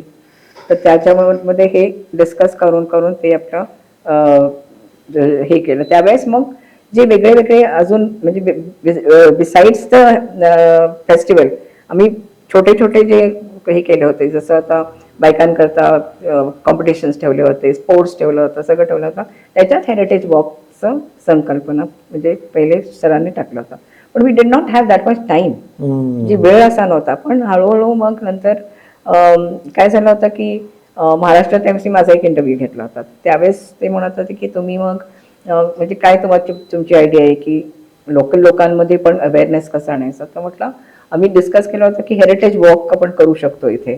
जसं आता मुंबईला हे करतात हेरिटेज वॉक, दिल्लीला हे करतात, अहमदाबादला करतात. तर म्हटलं आपणही करू शकतो. तर तेव्हा मग हे दिव्या मराठीने वाचलं, त्या लोकांनी वाचलं. मग त्यांनी बोलून ह्यांनी इंटरव्ह्यू घेतला, पण इम्प्लिमेंटेशन दिव्या मराठीने केलं. त्यांनी 4-5 लोकांना बोलवलं आणि ते सांगितलं की आपण हे वॉक घेऊ शकतो की तुम्ही त्यातले कोण कोण इंटरेस्टेड आहात, तुम्ही पार्टिसिपेट करू शकता. तर आम्ही 4-5 लोक होते. I don't want to name anyone. तर आम्ही 5-6 लोक होतो. तर मी म्हटलं ठीक आहे. म्हटलं मग त्यांनी विचारलं की कुठेही सुरुवात करायची. म्हटलं भडकल गेटपासून करूया आपण. तर भडकल तेव्हा फर्स्ट आमचा वॉक होता, त्यामुळे तेवढी डोकं पण नव्हतं की कसं वॉक करायला पाहिजे. तर आम्ही घेतलं Bhadkal gate, town hall, Jama Masjid, मग नंतर ते ह्याचं नौबत गेट, काला दरवाजा आणि रंगीन दरवाजा. लांब असा लांब पट्टा. 5 की 6 तास लागले ते संपेच ना. की आम्ही सुरू. अच्छा, मला काय दिव्या ते लोक म्हणाले की मॅडम एक 15-20 लोक आली तरी आपण चालू करूया. म्हटलं ठीक आहे, मला काही प्रॉब्लेम नाही. आणि अजून आम्ही 2-3 लोक येणार होतो. आली मी एकटीच आणि माझा नवरा तर बरोबर होता माझ्या. तर आम्ही दोघं होतो, बाकी तर कोणीच आलं नाही. तर मग आम्ही सुरू केलं तिथनं. मग आम्ही सगळं ते सगळीकडे जात पूर्ण फुल केलं. मग आम्ही रिअलाइज केलं की it should not be so big. म्हणजे कुठेतरी, कारण एवढं मोठं होतं ना. अच्छा, काय झालं, मी एकटी होती तर त्या ह्याच्यात रफत पण एक्सप्लेन करायला लागला, म्हणजे ग्रुप्स. मग कारण खूप मोठा ग्रुप व्हायला लागला आणि ते म्हणाले होते की 15 लोक, त्यावेळेस 100 लोक आले होते, जवळजवळ 100 लोक आले होते. तर त्यावेळेस एवढे एकदम, तर अर्धा ग्रुप मग त्यांनी पटकन, त्याला तर माहीतच होती इथली हिस्ट्री, लोकल हिस्ट्री. तर त्यांनी मग तो ग्रुप घेतला, मी एक ग्रुप घेतला. असं करत आम्ही दोघांनी एक्सप्लेन करत करत ते हे झालं. पण पूर्ण वॉक आमचा खूप सक्सेसफुल झाला त्यावेळेस. मॅम, चांगले गाईड तयार होत नाहीयेत का? Duplicate guide? नाही, गाईडचा प्रॉब्लेम काय येतोय की पहिले कसं आहे, तर वन्स अपॉन अ टाइम जिथे लेक्चर्स आपल्याकडेच व्हायचे, government of department of tourism घ्यायचे. आता त्यांनी ते सेंट्रलाइज करून ग्वालियरला केलेत. अच्छा. आता आपली मुलं कुठे सगळे जाऊन ग्वालियरला 3-3 महिने राहणार आहे. तर तो खूप प्रॉब्लेम येत आहे. त्यामुळे आपली मुलं जातच नाहीये तिथे. त्यांना सांगितलं की व्हॉट इज दिस, म्हटलं हे आमचे मुलं तर कोणीच दिसत नाही इकडचे, महाराष्ट्राचे कोणीच दिसत नाही. तर ते म्हणे की नाही, थोडं म्हणजे गव्हर्नमेंटनी चूक केली की त्यांनी कसं थोडंसं, जरी तुम्हाला सेंट्रलाइज करायचं तर नॉर्थ साऊथ ईस्ट वेस्ट असं करायचं होतं ना. तुम्हाला ह्याच्यात वेस्टला एक ठेवायला पाहिजे कुठेतरी. सपोज पुण्याला ठेवलं इट इज ओके, पण अच्छा मेन हेडक्वार्टर्स हेरिटेजचं महाराष्ट्रामध्ये औरंगाबाद आहे. करेक्ट. तर Aurangabad should have been the central place where, म्हणजे जिथे टूर हे गाईडचं डेव्हलपमेंट केलं पाहिजे. तसं नाहीये, दिल्लीला आहे. मध्यंतरी त्या अजिंठ्याला तर टुरिस्ट लोकांना आमच्या दुकानात का नाही आणलं म्हणून त्या बिचाऱ्या गाईडला मारहाण करण्यात आली. हे सगळे वाईट प्रकार नाहीये, खूप खूप वाईट प्रकार आहे. त्याच्यामुळे त्याच्यापासून माणसं दूर जायला लागली. थोडं काय होतं माहितीये, लोकल लोक जे पहिले फुटहिल्समध्ये हे करायची, तिथे हॉकर्स पण होते, दुकानं पण होते, सगळे होते. जितके लोक होते ते सगळं बिझनेस व्यवस्थित चालला होता. पण त्यांनी मग इथे हे व्ह्यू पॉइंट म्हणजे तिकडनं 4 किलोमीटर दूर केलं. त्यांना ते बांधून दिले जागा. त्यांना रेंटल पण आहे, पण इट इज नॉमिनल रेंटल, पण जे काय रेंटल आहे. तर त्यांना म्हणजे त्यांनी कसं केलं, असं मग बसेसनी जायचं, याच्या बसेसनी जायचं, तर असं सरळ रस्ता केला. आणखीन तो रस्ता वेगळा केला, आणखीन दुकानातनं वेगळा केला. तर दुकानांमध्ये जातच नाही, टुरिस्ट सरळ जातात, म्हणजे ह्याच्याकडनं विकत काहीच घेत नाही. तर त्यांचा जो बिझनेस तिथे होता तो सफर होऊन त्यांना आता तो बिझनेस मिळत नाहीये.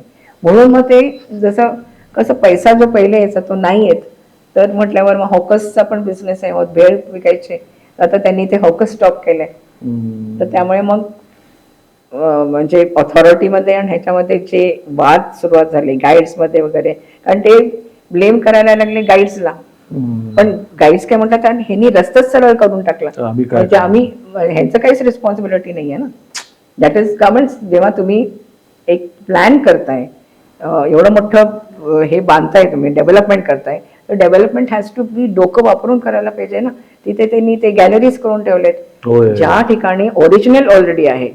ओरिजिनल तुम्ही मला सांगा की किती टुरिस्ट जाऊन ते हे आर्टिफिशियल हे बघणार आहे. Nobody is interested. ते म्हणे की आम्ही ओरिजिनल पाहू की हे पाहू. करेक्ट. तर ते तसंच पडले. मला काही लोक जे गेले होते तिथे सांगत होते की म्हणजे हार्डली किती वर्ष झाली असेल त्याला बांधून, ते गॅलरीज, आर्ट गॅलरीज बांधून, पण त्याचे जे पेंटिंग्स ते त्यांनी हे केलेले आहेत कॉपीज, तर ते सगळे असे त्याचे पापुत्र निघतात, सगळे असे ऑलरेडी निघतात. जिथे 2000 वर्षापासून ते आहेत पेंटिंग्स, इथे तर ऑलरेडी 10 वर्षात सगळं निघून जातं. आणि कोणाला दाखवणार, ते सगळे ओस पडलेत, वेस्ट ऑफ मनी. मग त्यानंतर ते जॅपनीज आणि ह्यांनी काय करायला पाहिजे होतं की लोकल लोकांशी विचारून करायला पाहिजे होतं. ज्याच्यात टुरिस्ट आहे, टूर ऑपरेटर्स आहे, हॉटेल्स आहे, ज्यांचे स्टेक्स आहेत, दे आर स्टेक होल्डर्स. तर त्यांना न विचारता त्यांनी कोणाला विचारावं? दिल्लीच्या लोकांना, मुंबईच्या लोकांना. मुंबईहून आर्किटेक्ट्स येत आहेत, तिथं आर्किटेक्ट्स येत आहेत. आता आज किशोर आहे, त्याला ते शूटिंग करता सगळं तो पूर्ण हे करतो. तर आज लोकल लोक आहेत, तर त्याला सगळं माहिती इकडचं. करेक्ट. म्हणून तो जो कंट्रीब्युशन करू शकतो या लोकल ड्रेचा, तर तो तुम्ही जर मुंबईहून माणूस सांगितलं की त्याला तुम्ही की औरंगाबादला येऊन तुम्ही शूटिंग करू शकतो का? तो नाही ना. तसंच हे आहे.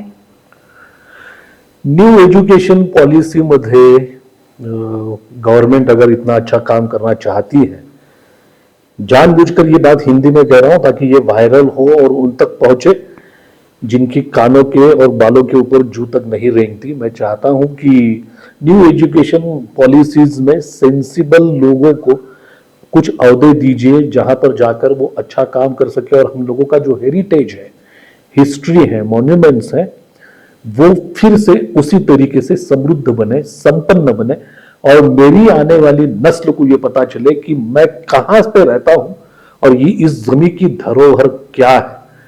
दुलारी कुरेशी मॅम सारख्या माणसांना प्लीज हात जोडून विनंती करतो, त्यांचे लेक्चर्स आयोजित करा, त्यांच्याशी गप्पा मारा, त्यांच्याकडनं समजून घ्या.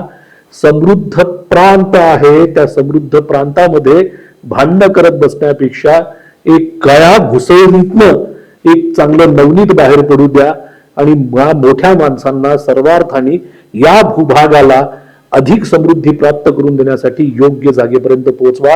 हात जोडून विनंती करतो. 8 Hours प्रोडक्शनच्या प्रेषित की पोटलीमध्ये मॅम तुमच्यासोबतच्या गप्पा न संपणाऱ्या आहेत, पण आज पुन्हा एकदा मी शेवटी बिलकुल one thing I have to say की तू जे होस्टिंग करतो that also has become a very rare entity.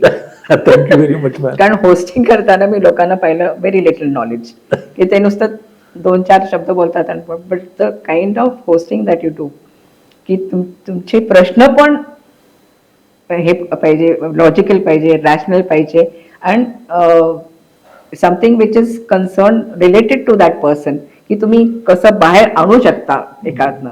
हे असे जर काही प्रश्न विचारतात, काही लोक असे मला प्रश्न विचारतात की मला अरे बापरे, पण जे प्रश्न विचारायची पण एक आर्ट आहे, ती आर्ट तुझ्यामध्ये आहे. आणखीन आज I must thank Kishore Nikam की त्यांनी एक असा स्टुडिओ उभा केलाय, आणखीन अशी एक चॅनल उभा केलंय की visually you can talk to people and understand people and get all the knowledge. कारण आज knowledge is something which is very precious. तर ते नॉलेजला आपण आज किंमतच देत नाही. तो नॉलेज तुम्ही बाहेर काढताय, that is you are doing very good work, which I must appreciate to both of you. Team